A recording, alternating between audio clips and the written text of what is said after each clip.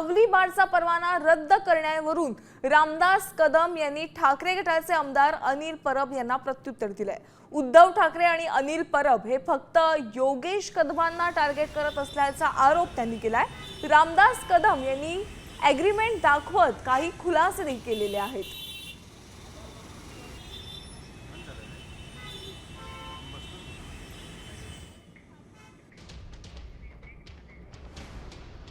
Licence परवाना परत केला याचा अर्थ त्याच्यातनं त्यांची सुटका होत नाही।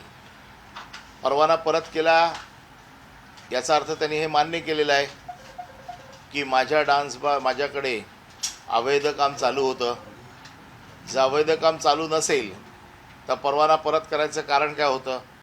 आणि म्हणून बेकायदेशीरपणे या अर्धवट बकऱ्यांचे आरोप केलेत ते सभागृहाच्या पटलातून तात्काळ काढून टाकावं। मागच्या 4 वर्षापासून फक्त उद्धव ठाकरे आणि अनिल परब हे फक्त योगेश कदमांना टार्गेट करत आहेत।